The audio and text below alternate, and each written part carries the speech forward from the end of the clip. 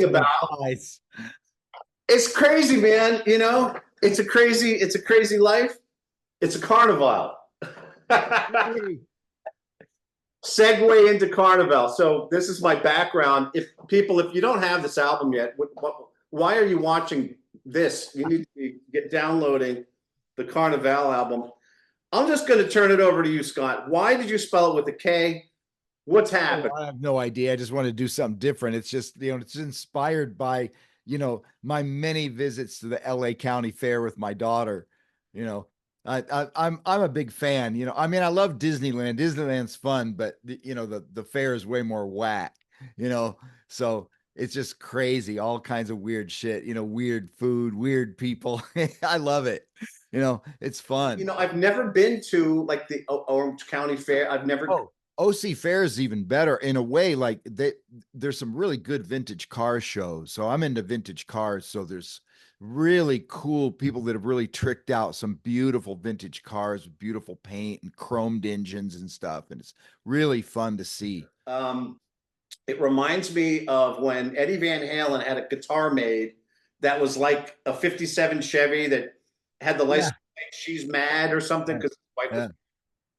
And so, it would be like I immediately saw the seafoam green guitar that you tour with Right. Right. to a seafoam green, vintage car that you should have in your driveway. Yeah. I thought maybe John Sir should make this guitar that's on the album cover do a paint job like this. I don't think he will. White one. Oh, that would be dope, man. Do you see? Yeah, these that Yeah. would they should have that in every Guitar Center. People Yeah. Cool looking. that would fly. You should don't even let them have it. You should sell it direct. Dude, I'm telling you, you have so many like hidden fans. Well, they're not hidden. Hidden fans. It'd be fun to have a guitar like that, though. But that's pretty cool, and I want to talk about your guitars because I always thought you only had that one guitar, the surf, the Seafoam. Seafoam. Yeah, but in another interview, I saw that you had the banana one, and I was curious about the tone that because you pick one. Every guitar sounds different, no matter what. When I get a new guitar from Sir, which usually maybe every 2 or 3 years, I ask for a new guitar, and they make five, and they're all exactly the same. Same alder wood, same pickup, same hardware. Everything is exactly the same, but they never sound the same. They sound completely different because the texture of the wood is every wood piece sounds different. It's just um, and the weight has a lot to do with it. Usually the heavier guitars have more bass and treble. The lighter guitars have more mids. So if you get a Strat that's about 7.5 pounds in that area, that's usually a pretty good mix. So that's the weight I shoot for. And usually when I pick the guitar, it is most of the time it's 7.5 pounds or maybe a little lighter. Um, most of the time. Sometimes, there's exceptions, but that's what usually happens. But John has this really kind of cool thing at his shop. He's got a table speaker, they call it, I think. And what it is, it's like a little soup can, but you put it on a table and it vibrates and the table becomes the speaker, right? So if you plug it into an iPhone and just play a tune, like put it on some Steely Dan tune or something like that, something that's mixed really well, and if you put it on a guitar and listen to the music and then put it on another guitar, it'll sound different. There'll be more bass. It'll be a bigger sound or fuller sound. It could be a thinner sound, but it's amazing when you listen to a mix with using the guitar as a speaker with this little soup can sitting on top of it.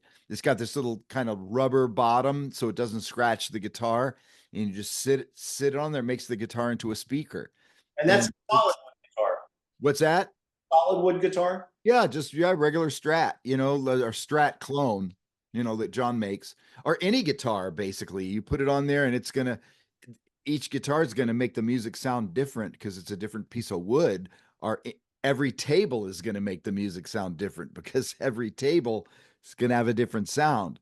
So it's amazing to me that five guitars that are made exactly the same can sound so different from each other depending on their weights or depending on how could be if the wood is from the middle of the tree or the outside of the tree, because the wood is softer sometimes in different parts of the tree. So it all makes a difference. I mean, ask any violin player. Violins is a perfect example of instruments that you really hear the wood. You really hear the wood on a guitar when you're playing not such high gain, because when you put a lot of gain into, you put on a super high gain fuzz, you're probably not going to hear the difference in the wood quite as much as like a blues guy would, who's playing more with a cleaner tone. Then you start really hearing the differences in tone. But I mean, if that's in the mix, you might just say, oh, it sounds like a guitar. But when you nitpick and you're really hearing the difference between one instrument and another back and forth, you can really hear the difference. There is a difference, and it's amazing how much difference the wood makes. Do you when you go to get John to make a guitar? Do you pick the tone woods that you want ahead of time? No, I always use alder. Alder is my favorite wood. It's darker than most other woods. I've had guitars made out of swamp ash. I've had guitars made out of ash. I've had them made out of what else? What's that other wood? I know that Alan Holsworth turned me on to this one wood that he really liked, but it was a little bit too bright for me. I didn't really like it. I didn't keep that guitar very long, though Alan made it sound great, but it didn't work for me. For me, alder is just the wood to go to. That's what all the old Strats are made out of, and it just seems like it's a darker wood, and it allows me to turn the amp, make the amp a little brighter. So I Wow. would rather play a bright amp and a dark guitar than vice versa. But that's just me. Everybody's different. But there's a lot of people, I guess, that feel that way because all the old Strats are alder. Like when you hear Richie Blackmore or Jeff Beck or Stevie Ray Vaughan, they're all playing old Strats, and those are alder. Interesting. Wow. And okay, so I'll preface this by saying, like, when you first started playing, or any of us first started doing anything, like you had like 1 or 2 points of interest, like where it's like, okay, here's a guitar and it's in tune. Now, with all your experience of playing and everything, as soon as you pick up and as soon as you experience the instrument, the nuance of things that come on, the data points, if you will, Right. of your brain branching around this thing, what's the weight, what's all of that, you know? Every single thing on the guitar plays a role.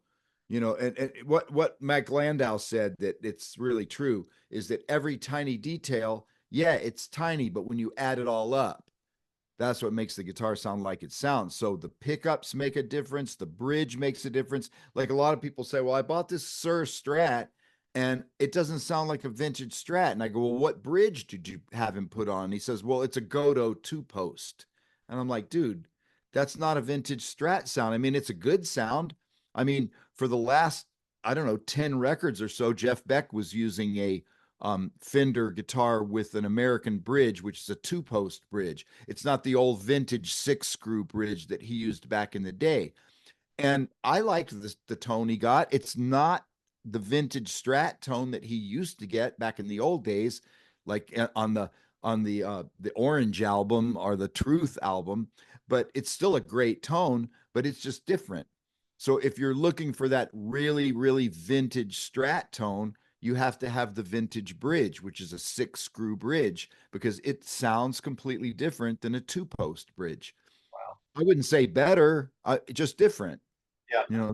So it's like it's got more mids, it's got more low mids. So I have a couple Sirs. I no, actually just one now that has a 2-post bridge.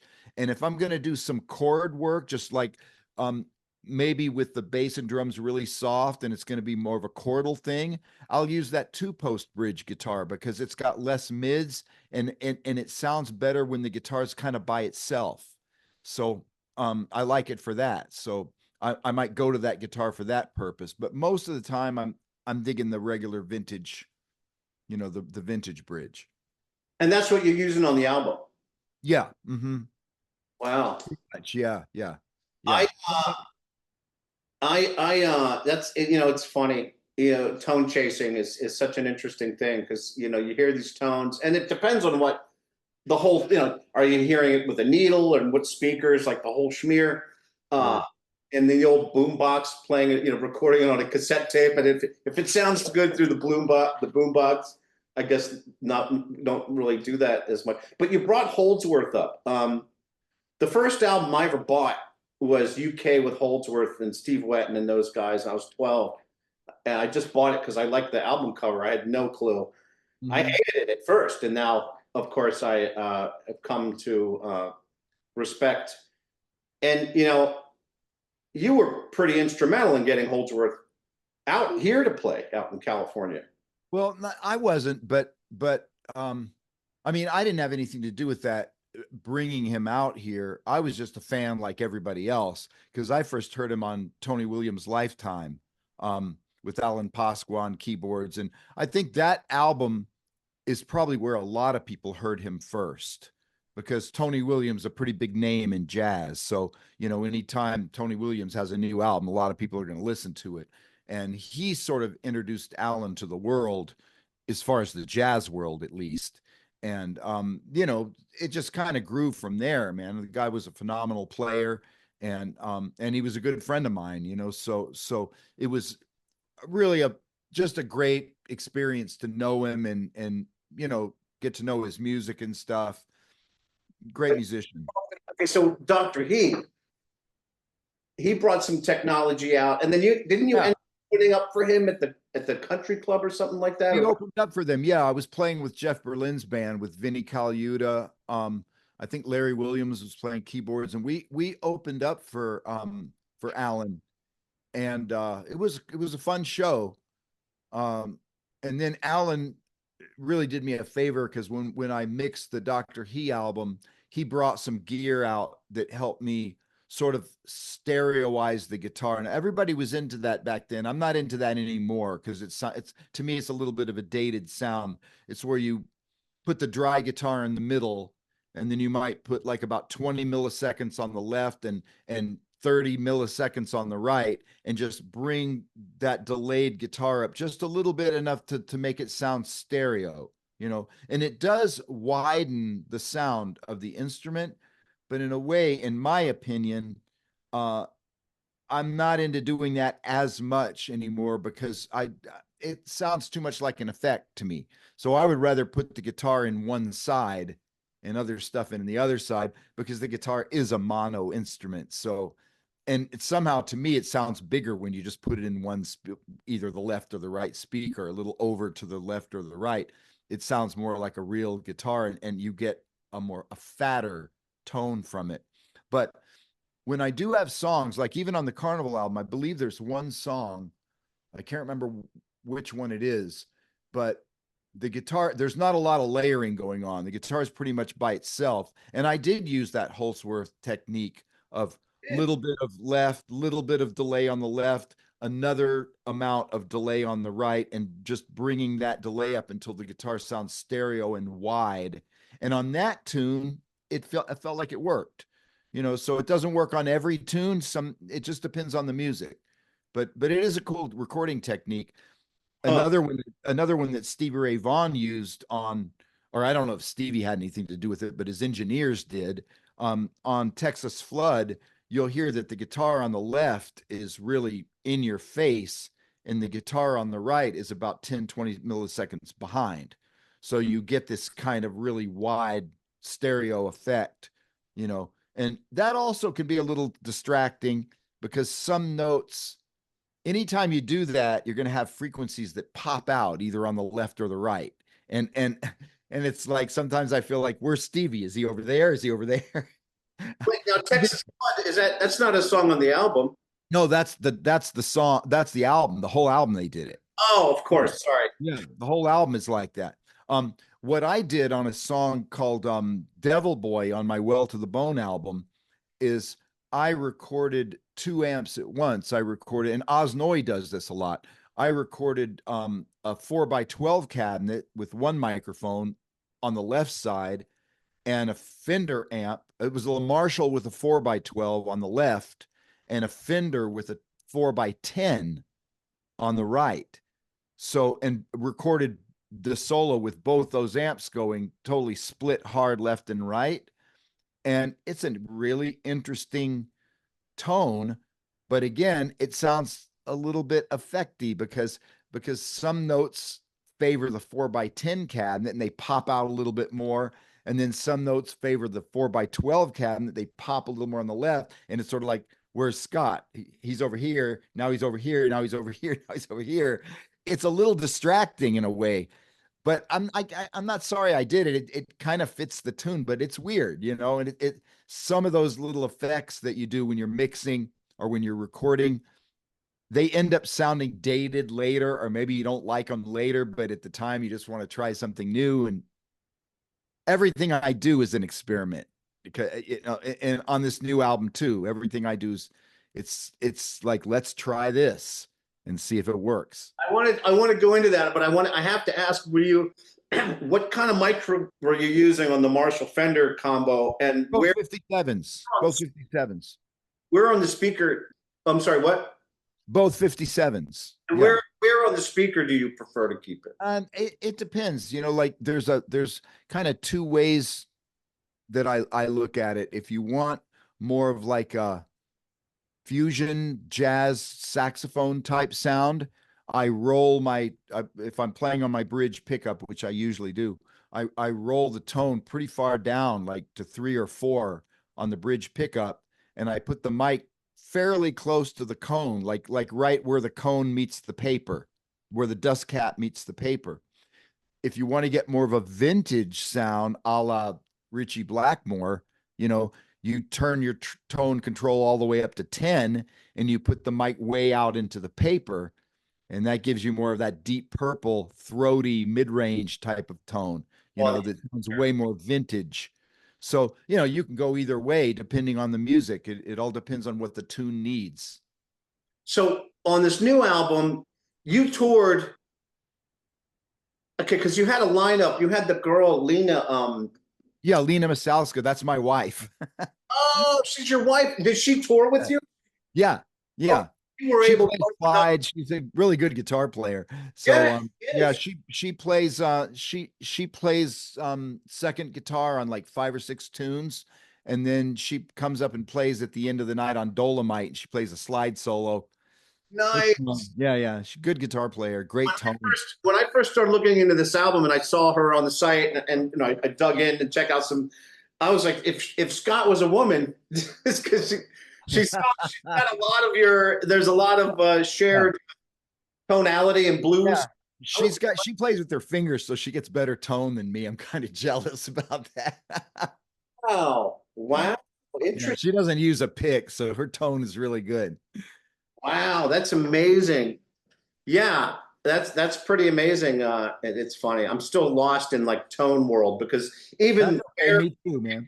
where on the pick, you know, or are you using a finger? Are you downstroking or like Oh yeah, man. it's everywhere? It's crazy. I use the big part of the pick, this part. That blows me away. And you're using a medium? Is that a medium? It's a heavy.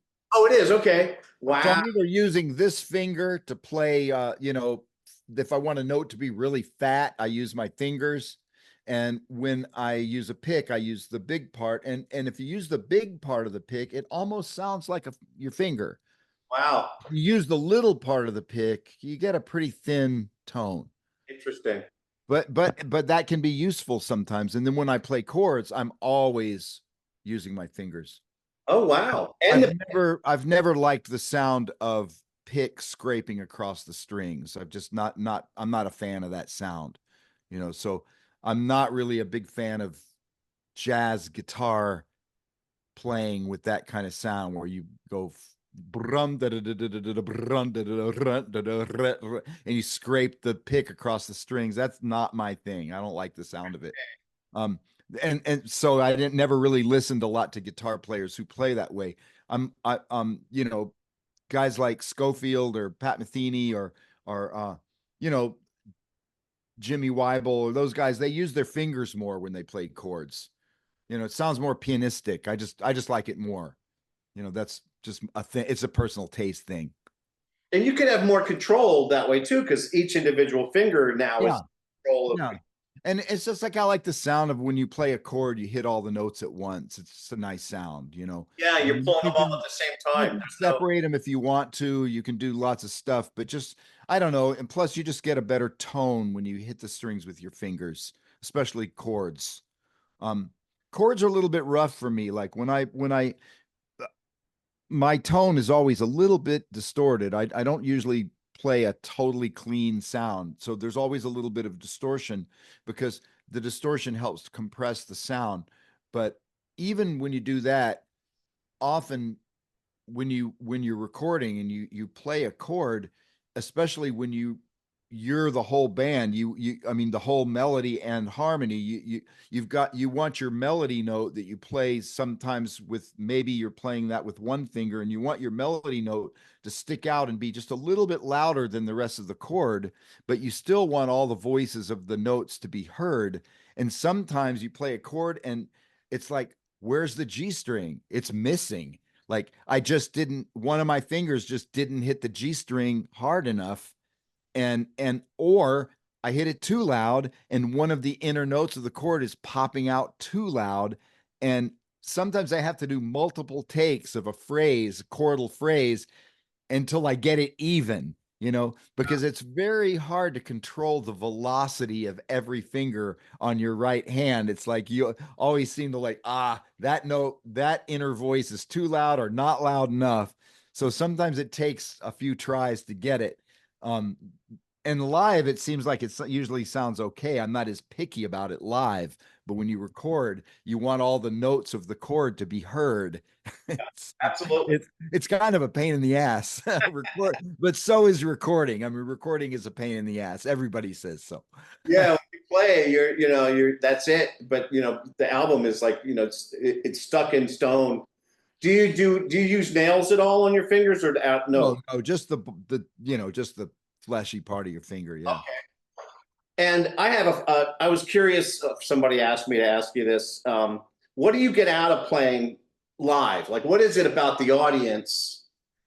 Oh man, it's the energy, of course. I'm sure everybody feels it when you feel like people are on your side and they're encouraging. That's such a positive feeling that it's fun. It makes it fun because you're making people happy and you're giving people a good time. That's what it is for me to be on stage.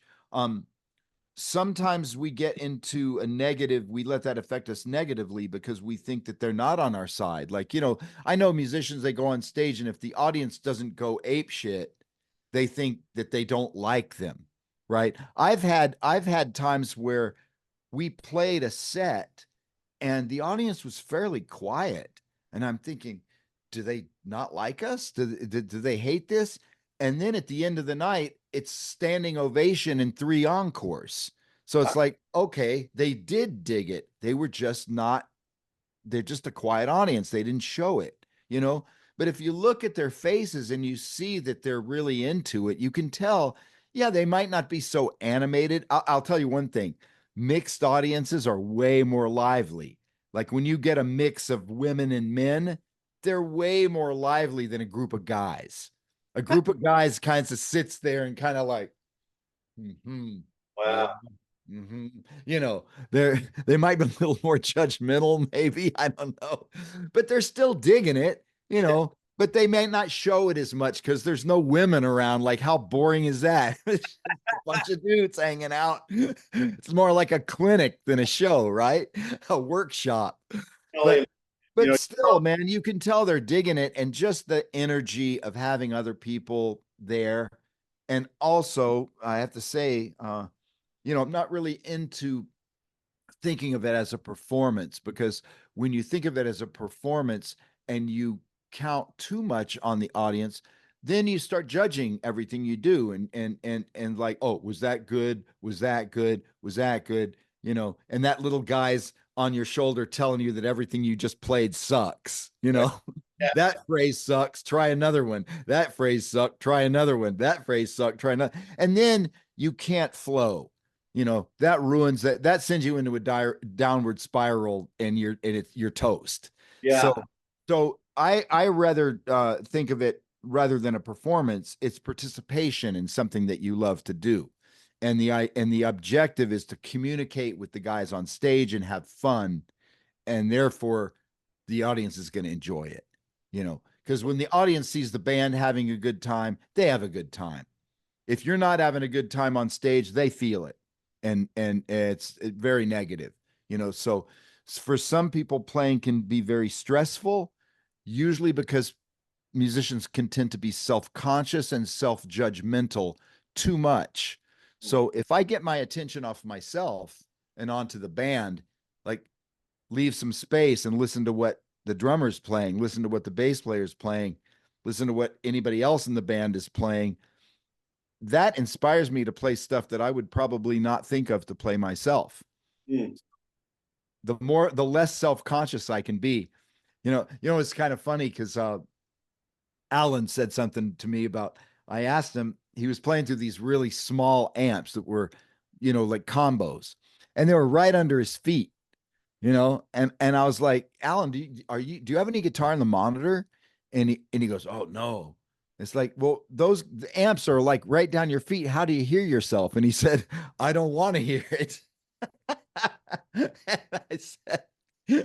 I said, I get it, man. He says, yeah, because if I hear it, I'm going to be too self-conscious. I just want to sort of mix myself under everything. And therefore I'm not like just listening only to myself, right? It's not me, me, me. And I think that's a cool way to think about it, because when you're too self-conscious and all you're thinking about is the me, me, me, my fingers in the fretboard, you tend to lose track of the big picture, which Yeah. is about Music. what's coming out of your speaker, and how what's coming out of your speaker affects the band, and how the band affects what you do. So try to look at a bigger scene than just myself, and that helps me to relax more and not think about, be so judgmental about myself. So I'm assuming you prefer live performance over being in the studio, but I Well, I also, think everybody does. but the Yeah. studio is the playground too, though, right? That's where you Well, get. the studio's fun because it's fun to experiment, and you get as many tries as you want. You know what I mean? You try something, it doesn't work, so you try something else. It's more like painting. You're all alone with your canvas, and you're painting, and you try this and you try that, doesn't work, that's okay, you erase it and try something else.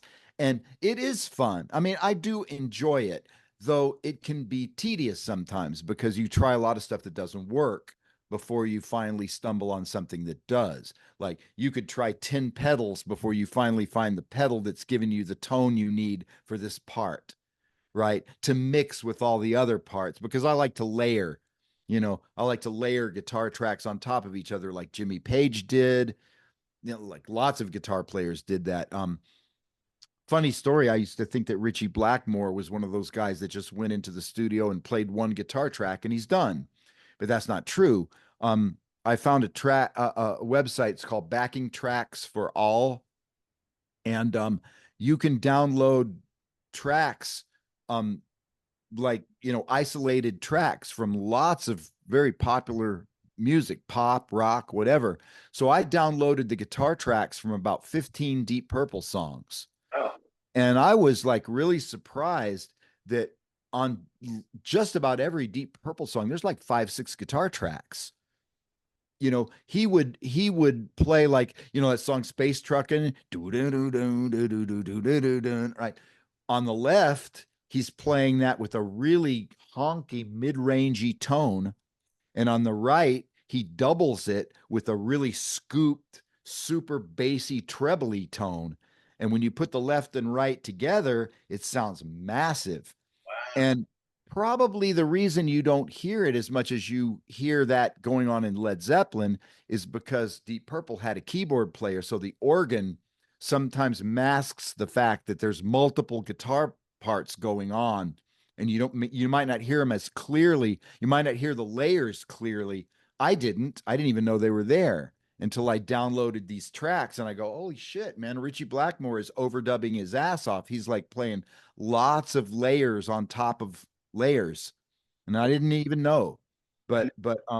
Yeah. Anyway, it's a lot of fun to do, and sometimes one of my favorite things to do, and it's really fun. I can't do it live on stage, but now that Lena's playing with us, I actually can, because what I'll do is I'll play the meat of the song, which is me playing like my own little chord melody style, where I'm playing the melody and the chords at the same time, but it's usually in a certain register. Then I'll layer on top of that really high chords, really high up on the neck, like whole note chords or half note chords. They're longer, right? And they're back in the background, but they fill it out. It makes it more pianistic, and they fill out the sound, and you get a wide, really, bigger range of tones. And so I have Lena play those parts, those real high chords up on the guitar, and it really adds a lot to the song. But if they're missing, nobody really notices. I mean, it might be a difference in color or texture, but the meat of the song is still the main guitar part that I'm playing. But those are the kind of things I like to do in the studio. You have the option to use all these tools. Why not use them? So with Lena playing, that opens you up for more solo. I would imagine you can. What's kind of cool about it is that I do miss. I mean, I played in tribal tech for a long time. I played with keyboard players, Zalinol and Chick, and I'm used to playing with keyboard players. Um, and the negative side of that is I never got to play chords, but Alan used to complain about that too. He's like, nobody ever lets me play chords when I play with these keyboard bands. And so, I never even heard all the amazing chordal stuff that Alan did until he started playing solo and with a trio or his own band. And when I started playing trio, I mean, I know it definitely made me a better guitar player because I had to play more, I had to do more and stuff like that. But on the negative side, I do miss being able to just be that rock guitar player and have chords behind me and play a melody like a horn, with lots of gain and, be the rock star playing the melody, right? And so now with Lena in the band, we can play some tunes that where she can just play the chords and I can just be free to just be a saxophone player, and play the melody. So it's nice. Now I get the best of both worlds with having two guitar players. Do you have any upcoming? Are you playing around at all? Not right now. The unfortunate thing is, I love the way these guys play. The two guys that I play with, Romain Labai on bass and Archibald Ligonier on drums. They both live in Paris, and they need work visas to play in the States. Right. So I can't get enough gigs for them to make it worth paying like $2,500 work visa to come over here. I can't get enough gigs here to make it worth them paying all that money and their flights and all that kind of stuff, plus expenses on the road, gas, renting a vehicle. With as long as I'm living in California, which makes it harder because if I lived on the East Coast, I probably could afford to just rent a van, throw my own gear into the van, and drive up and down the East Coast and do some shows. There's not a lot going on the West Coast as far as gigs. Like driving from LA up to San Francisco is a haul, or to Portland or to Seattle. And also with getting the guys out here from Paris to do it, it's hard. So, Romain wanted to play Baked Potato during NAMM this year, but and he wanted to do it without a work visa. And that's not a good idea because it's you never know, man. Like if you got caught, it wouldn't be good. Uh, I So was thinking that too. They just come to visit. It's okay, and hey, it's jam at the baked potato. you could probably say it's a jam, but I'm not sure. I don't know what the risks are. A friend of mine, Leo, an agent, told me that he had a band come into New York from Germany, and they brought their instruments, and customs didn't let them in, and they sent them on the next plane back to Germany, Jeez. and so he had to cancel the show, and it was a nightmare. So that kind of shit can happen, I guess, and my guys don't want to risk that. Yeah. Well, So if anybody watching knows ways loopholes for yeah, musicians coming out here, hit Scott up. yeah, ScottHenderson.net. yeah, Right? that'd be great. Yeah. Speaking of But the website, let me share a screen here. I'm going to see if I can get away with doing this and without the French government finding out. Uh, let's see here. I have I wanted to show the website, and I also want to talk about the uh, the IRs that you did for York Audio. I find that really interesting because you probably still are a pedal guy, right? Like you're oh yeah, sure. okay. And a tube amp guy, for sure. Um, Yeah. and I think maybe, who knows, maybe the amp modeling thing will eventually catch up and actually become something I could use. Right now, I haven't heard anything that I like yet, but that's just me. But oh yeah, there's my website. So Yep. Scott's website, you got to check it out. There's a lot of stuff on here. One of the things in addition to everything else that's on here, is you have like a masterclass video section on here that's super cool. Yeah, there's some lessons, I do give Zoom lessons, and I also, you can buy videos and stuff like that. And you can also get the albums there and the play along versions of the albums, which are, stems where you can like get rid of the guitar and play along with the bass and drums, or get rid of the bass and play along with the drums and the guitar. Yeah. Oh, nice. Here's this is the section of Scott's website. It's the York Audio IR pack. If you're into the IR deal, tell me about this a little bit. What was involved? They reached out to you. How did this whole thing go down? Actually, I reached out to them because for one thing, I knew for a while that I was going to eventually move out of LA. And where I live in Los Angeles, it's a very lucky situation because the only things next to my house is a church. And then there's a neighbor on the other side that house has been empty for a long time. I just never really had a problem. And also, I did something that most people maybe wouldn't do, but I actually had contractors come over and remove windows from one room. I had them just wall the whole thing up so there's no windows. So I could have a Marshall cabinet in there, 412, screaming loud and recorded, and you really couldn't hear it. It was pretty soundproof, right? I didn't want to do that in my new house. I've got where I live now, I got a nice view out of my windows. I didn't want to have to wall them up and and go through all that. It's like if I move into a quiet neighborhood, I'm not going to be able to crank up a 4x12. So I started thinking, you know what? I already like the sound of some of these York IRs. Like to be honest, I'm sorry if anybody's offended, but I have never been a fan of any other IR company, especially Celestion, and especially as much as I love Celestion speakers, I've never been a fan of their IRs or anyone else's. Own Hammer, Two Notes. I think they all sound completely artificial. That's just my opinion. York's IR sound real. He knows how to do it. It's like a whole different ball game with him. So I thought even his best 4x12 is, as much as it sounds like a real cabinet, it's not my tone. It's not my speaker cabinet mic'd in my room. So I said, how can I get that sound? So I called him up and I said, hey man, I'm a guitar player out in Los Angeles and I love your work and I love your IRs.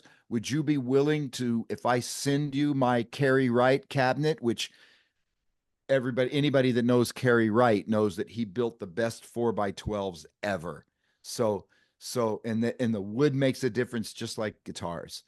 So I sent Justin York, I sent him my Carrie Wright cabinet, I sent it to Nashville, and he captured it. And he sent me a lot of captures to listen to. And I guess the biggest hurdle that we had is, even though it's the same cabinet, his room sounds different than my room. So my mic placements that I sent him pictures of where I put the mic. It didn't work because when he put the mic in the same place I did, being that he's in a different room, didn't sound the same. So he had to just sort of wing it and send me like, dozens and dozens of captures.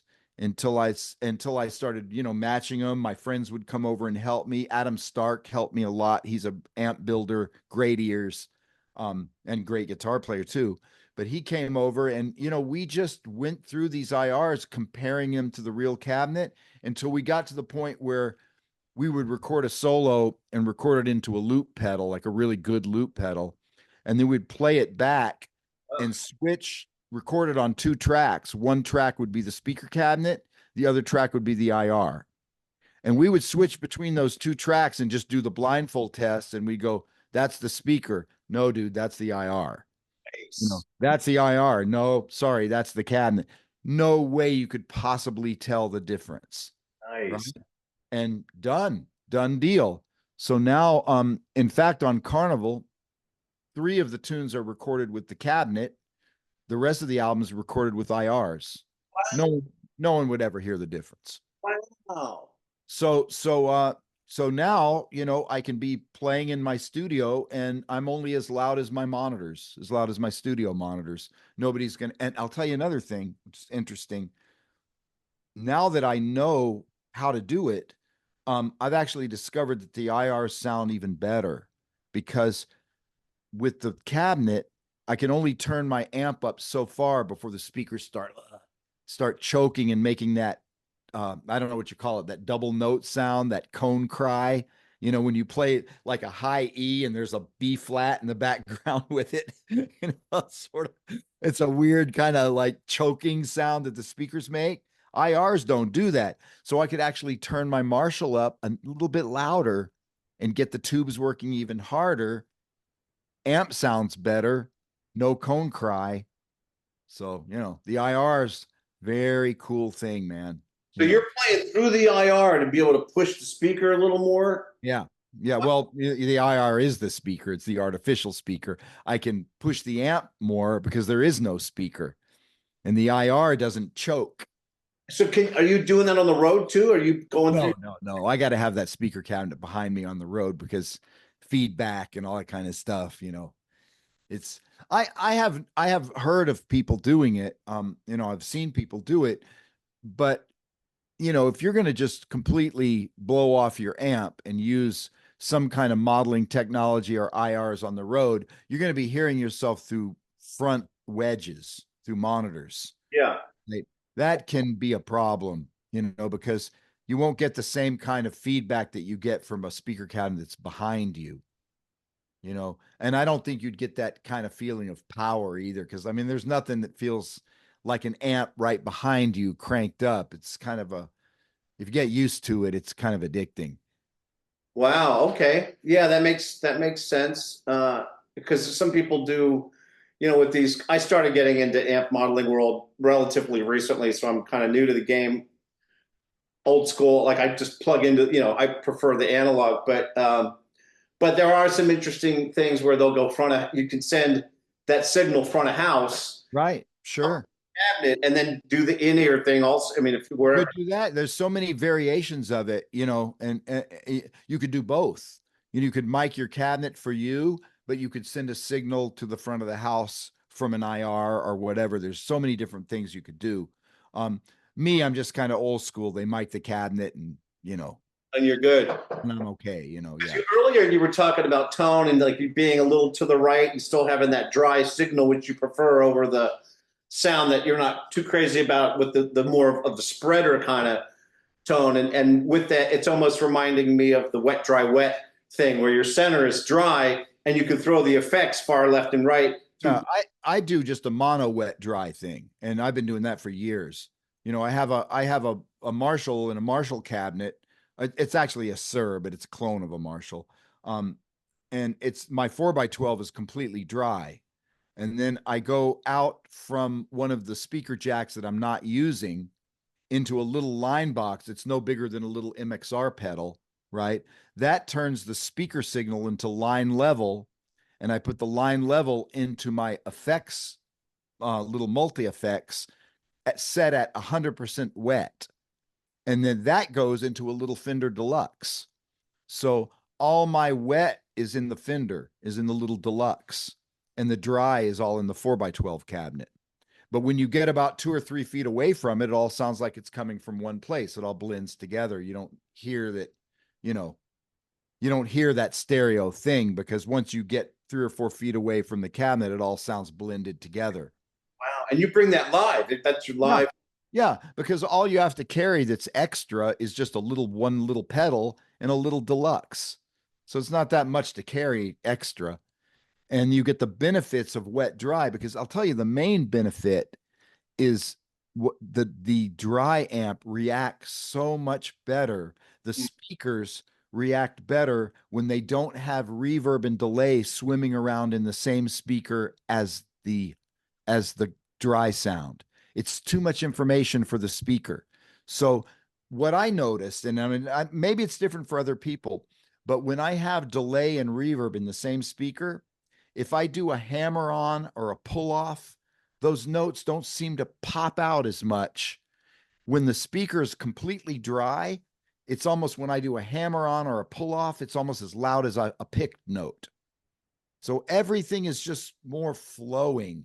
It seems like I don't have to work as hard to get the notes out, That makes because the dry amp isn't affected by a bunch of reverb and delay in the same speaker. yeah, So yeah. it's a thing. I mean, a lot of guys have really gotten into it, and now that it's so easy to do, you used to, you had to bring a PA and all this kind of shit. Now it's just a matter of just hauling around a little combo and a little pedal, tiny little thing. It's not hard to do at all.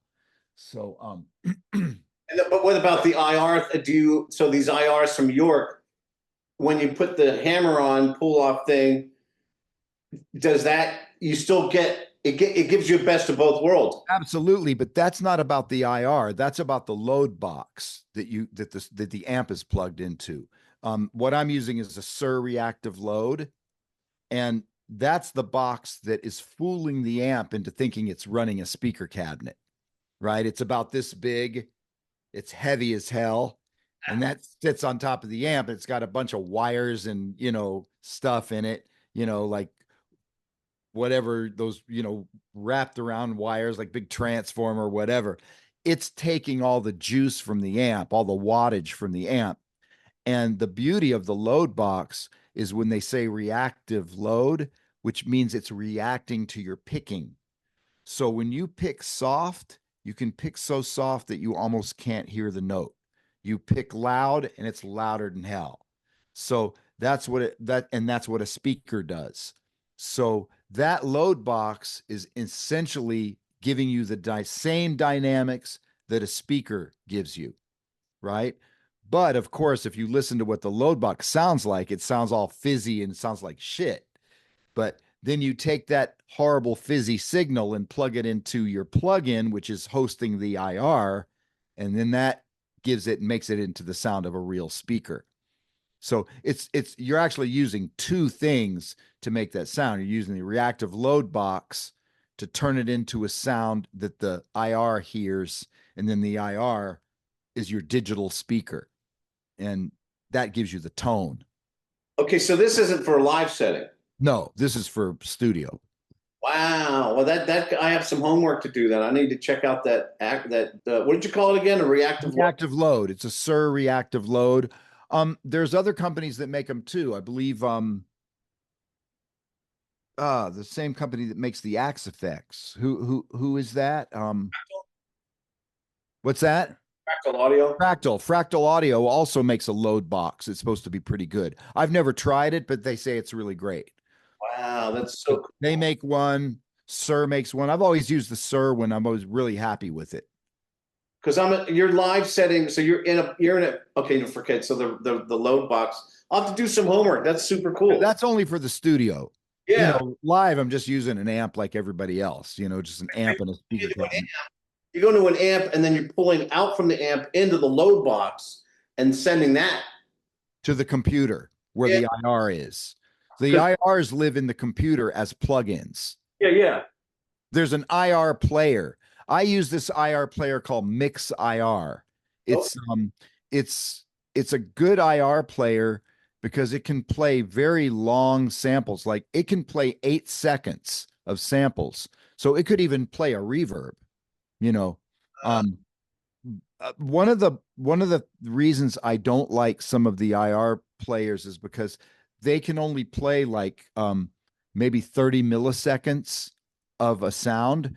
In fact, all of York's IRs are 500 milliseconds seconds long. They're half a second long, and the bass lives in that later part of the sample, right? So if you've got an IR player that's truncating the sample at 30 milliseconds and can't play the whole 500 milliseconds, you're destroying the sound of the IR. So the good thing about this little plug-in Mix IR, I think it's only like $50. So it can play really long. It has no problem playing a 500 millisecond IR. It can play 8,000 milliseconds, 8 seconds. So, it gives you the full sound of an IR that you throw into it. And you can even mix them if you want. You could have one IR on the left, one IR on the right, or you could even have, if you wanted to, you could have like a greenback and mix it with a vintage 30, 50/50, and get the sound of both speakers. I'm not a fan of doing that. I'm just a one speaker guy. I always feel like I get the best sounds when I just use one speaker. But a lot of guys are into mixing speakers, or mixing microphones too. You could have a greenback IR, right? And you could have that mixed with being mic'd by a 57 and then being mic'd by a ribbon mic, which gives you tons of bass. So there's so many possibilities with the IRs. It's crazy. Like I got to tell you this, on Karnevel, I not only used IRs from my own Carry Wright 4x12 cabinet, but I also used a lot of Justin's 212 IRs from his website. I can't remember which ones offhand, but there's one that I think it was a creamback 212 IR that I really liked, and I used that quite a bit because a 212 is a completely different sound than a 412. I didn't want to make the whole album 412, so a couple times I used a 110 cabinet IR, a 212 cabinet IR. I believe I used a 410 IR on a couple of tracks, and it's amazing. You can use the same amp, same pedal, but when you change the IR, especially if it's a different speaker configuration, 10s or 12s or 212s, the whole tone, the spectrum of the sound really changes a lot. So, if you're doing a layer, if you have one thing being played by a 4x12 cabinet and then you layer a 212 on top of that, the chances are that those sounds are going to be more separated because they're so different. Wow, a lot of experiments. When did you first start stumbling into the IR world? Been about 5 or 6 years ever since I first, I got interested in it because not because, I was pretty comfortable in my studio. I knew, okay, I can just crank my cabinet. What do I need IRs for? But I started to hear that you could get totally different sounds without having to go out and buy a bunch of different gear. Like instead of me buying a 4x10 cabinet, and I'll tell you something that's really interesting. I went out and bought a 212 cabinet by one of the best 2x12 cabinet makers. He's actually a guy who studied with Carrie Wright. He worked in the same complex as Carrie Wright. Now I can't remember his name because I'm an idiot, but whatever. I bought one of his 212 cabinets. It's open back, right? And I thought, oh, this is great. I got a 212 cabinet now. I'm going to try to record some stuff. So I compared that 212 cabinet mic'd up in my room with Justin York's 212 cabinet IRs that I really like. Justin York's stuff sounded better. I could not get a 212 to sound good in my room. And I think the reason is that my room was too small. And the open back 212, it was just the sound of it was coming out of the back and bouncing around the room, and it just didn't sound good. And I know it's a great cabinet, but I couldn't make it sound good in my room. So the IRs actually sound a lot better. So I ended up not using that 212 cabinet that I bought at all. I ended up using IRs of 212s because I liked them much better. They were fatter sounding, bigger sounding. It's just a thing. Yeah. So the IRs are it's a cool world, especially if you're dealing with Justin York's IRs because they're amazing. And I guess another cool thing about him is that he's also using tons of different microphones. Mm. So one of the things I've noticed about my tone is I never was really that happy with my clean sound. And I was wondering, how come all these other guys get a better clean sound than me? And I found out why. It's because I'm using a 57. A 57 is a great mic for distortion, but for clean guitar, it sounds kind of puny and small. But if you get one of those really cool vocal mics, like a Neumann 87 or a 47, or there's another company that makes a 47. I can't remember. It might be I can't remember. I'm sorry. But there's condenser mics that are made for vocals, right? And when you put those on a clean guitar sound, whoa, it sounds way better. And I can't afford those. Those are $5,000 mics. I can't afford those mics. But Is see, it universal or not AKG? AKG, AKG. AKG has some beautiful condenser mics. So see, the thing is that I can't afford to buy those $5,000 mics, but Justin has all those mics. So he's also doing captures not only with 57, but with all those really, really expensive condenser mics. I don't much like the sound of those condenser mics for distortion, but for clean guitar sounds, they sound pretty amazing. So not only does the IR thing get you into different speakers that you don't own, but it gets you into different microphones that you don't own as well. So And it really adds so much color to your palette. yeah. Um, yeah, so I gotta say, I'm a big fan of IRs now. Have you ever made your own? No, I haven't because I don't have the gear to do it. There's quite a bit of work to do captures. You got to have the gear for it, which I don't have, and that gear is really expensive. Some of these videos I've seen on YouTube make it seem like you just get a mic and you run it through a Marantz solid state. I think that's the idea, but obviously there might not be so many people that know how to do it right Yeah. because I've heard IRs by a lot of pretty big companies and they don't sound good to me. When I compare them to Justin's sound 10 times better. And I'm going, why is that? I heard a story. I'm not going to mention any names, but of a famous guitar player that I know, very good rock player. He's very famous. He was hired by a big company to fly and do IRs for them. And they wouldn't even let him put the mics where he wanted them to be. Wow. Oh And wow. I'm like, you're hiring this major talent to come out and help you with IRs, and you're not letting him be the one who decides where the mic should go, then I'd say you guys are fucking idiots.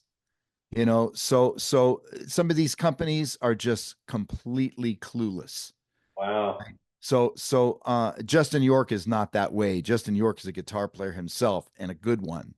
So he knows, man. Like he's the king of IRs. And so for $16, pick up Scott's uh, Yeah. Yeah. For 16 bucks, you can't really go wrong, right? I mean, God, two IRs aren't what's the saying? Aren't alike but that's great, Scott. Good, that's good stuff. I might have to. I'm gonna grab those, like a couple of those. Wow. It's been fun to experiment with them for sure. Well, thank you so much, man. Is there any? I mean, we talked about a lot of stuff. My head's. I'm all still stuck on the getting that reactive load box. Yeah, it's good. Good name for an album, maybe. And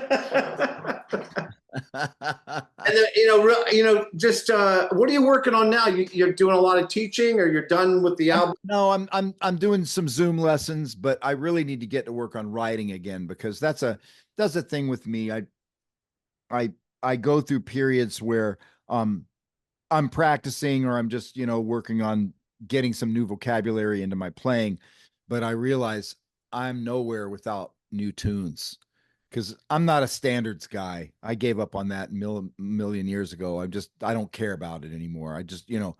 I there are too many guys that play bebop better than me. I'm not really into it enough to sit around and practice giant steps anymore. You know, I just want to write and come up with my own music because I feel like I can be me in my own music more than I can playing other people's music, and that even includes standards.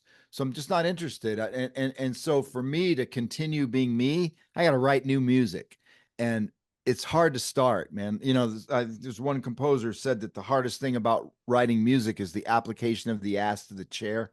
I think I think that is so true because it's hard to start. You know, it's hard to start a project because I know that once I get into it, I'm never going to get out of that chair for a long time.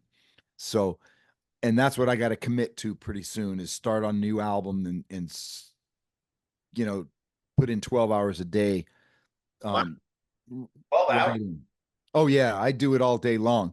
I look at it as a job, you know. I don't wait to get inspired because I've written some of my best stuff when I didn't really feel like I wanted to be there. I would have rather been at the movies or watching something on TV. And I was like, but I got to work, you know. You sit there and you play and you compose and you know, some you get lucky. Some days you come up with some really good stuff that you like. Other days you don't come up with anything. But I look at it more as like, you know, you go to any job and you have good days and bad days.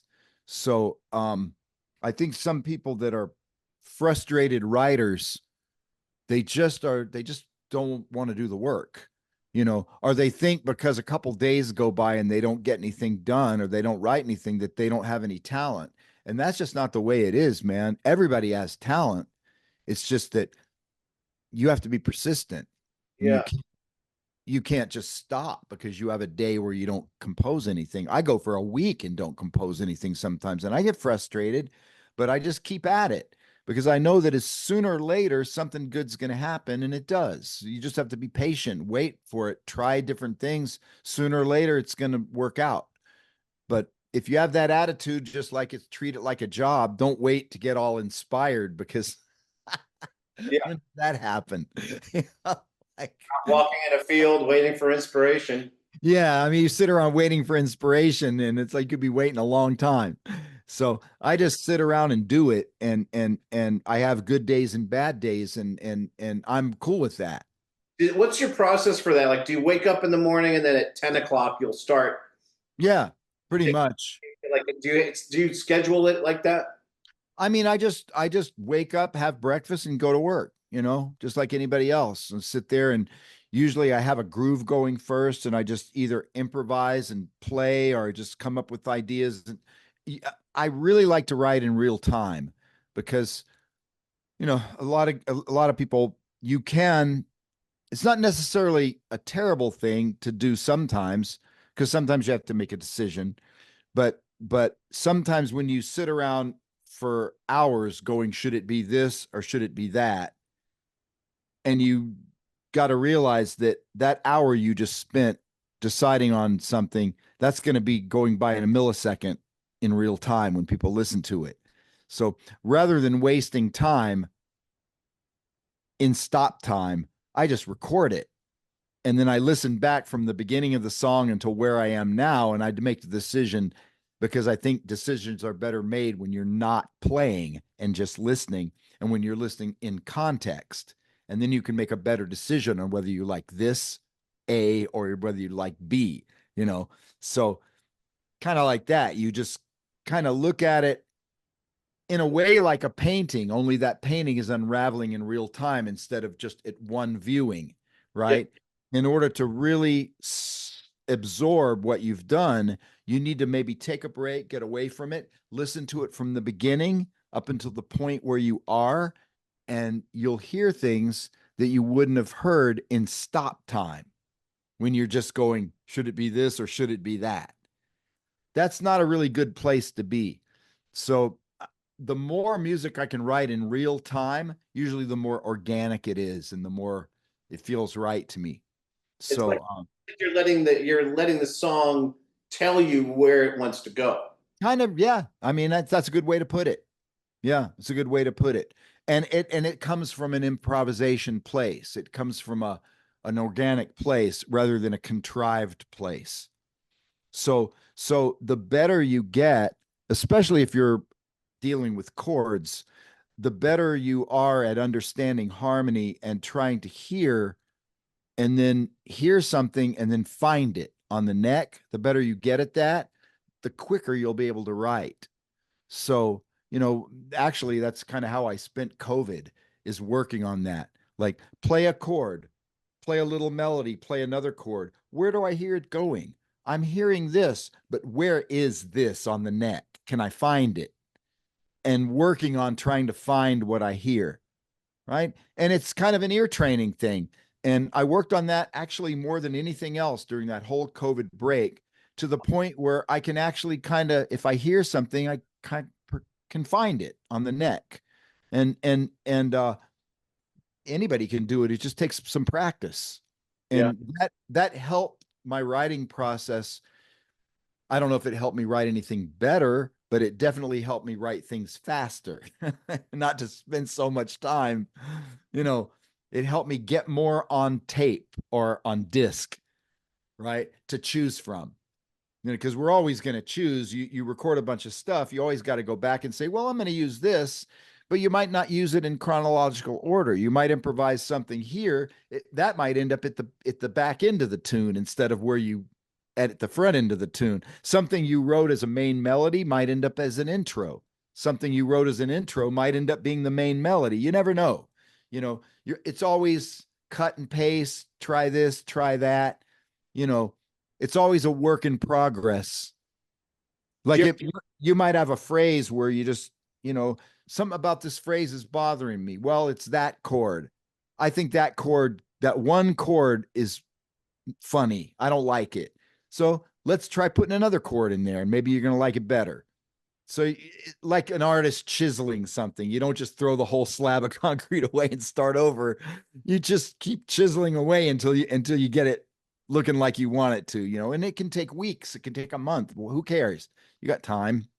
So, you have a deadline? Well, I mean, before I ask you this one, do you ever get stuck in the writing process and decide to experiment with changing the time signature?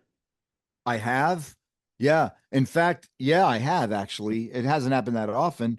On the Vibe Station album, there's a song called Calhoun, Oh and yeah. there's another song called Festival of Ghosts. Those two tunes were at one time, they were one song. Oh wow. And as I was writing, I was thinking, you know what? Something about this isn't right. It's either too much information or this doesn't fit this. And when I broke them up and made them two separate songs, things started to work. So all kinds of shit can happen, man. You start with something, you end up with something completely different that you didn't expect. But it's all sort of like happens over the course of daily work. It just doesn't happen overnight. One day something happens that affects what happens the next day, which affects what happens the next day. And that's what I'm saying. If you don't have patience, you're probably not going to be that great of a writer, because it does take a lot of patience. And Yeah, some people just don't have the patience to do it. And you know what? I don't blame you. Like, if you're the kind of guy that says, I don't want to be a writer, I can totally understand why, because it's a pain in the ass. But the rewards are great. When you finally do write something you like, it's a great feeling. well, I wanted to show. Look at all this, the albums and the books and the DVDs. I mean, this is like just the amount of time that everything that imagine everything we talked about goes into each one of these, you know, Yeah. songs for each one of these. I mean, I got hip to you when Spears came out, and me and my musician friends are in a car parking lot, listening to music and taking the ride. So then Dr. He came out, and still the mix on that album is phenomenal. Um, and I can play your solos like on players. Anyway, I don't know where I was going with that, but the time. Okay, so the first time I interviewed you was '92, and here we are again in 2024, and the amount of time, um, I didn't put that much time into. I don't think I put that much time into practicing during COVID. I did Strange Things. Like I wanted to see what it was like to sleep for an entire day. So I got that done.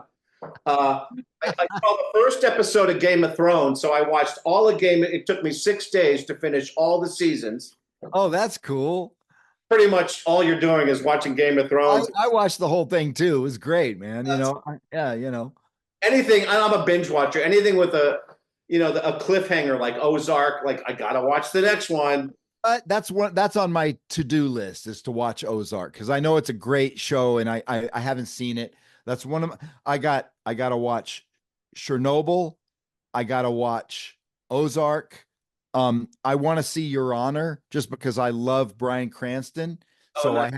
I've only seen the first episode. I thought it was interesting, so I want to watch that.